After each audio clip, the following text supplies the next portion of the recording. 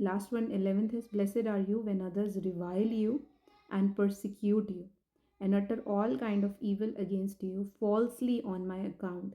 Rejoice and be glad, for your reward is great in heaven. For so they persecuted the prophets who were before you. And this is true.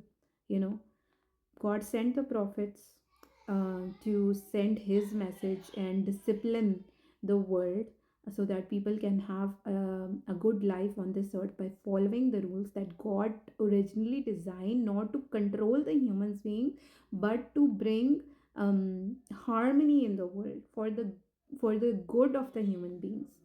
But all these people, like humanity, they persecuted those prophets.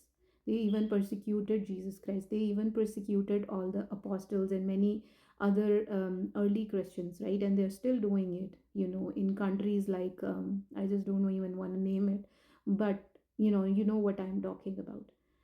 But Jesus says, rejoice and be glad. I also interpret in my own understanding this verse as like, for example, if a child is being scolded by all of the siblings, so he or she becomes a pampered child for his parents or her parents, right? So the parents give extra attention to that child. So it's kind of similar thing, rejoice and be glad, because there is a greater reward in heaven. God promised a greater reward for all those who are being persecuted for the sake of Jesus Christ, for the sake of the gospel, right?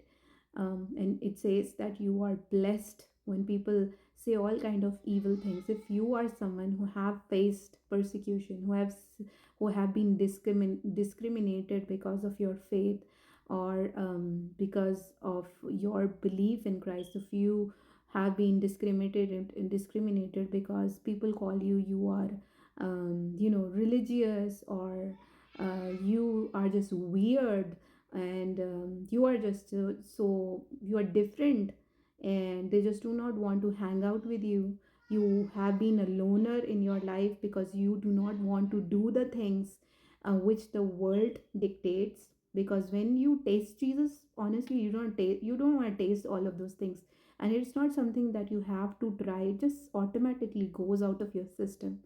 And then it says, you are blessed. You are blessed when others revile you and persecute you and utter all kinds of evil against you falsely on my account. Falsely, blasphemy, it's kind of like falsely, people, we know some of these cases where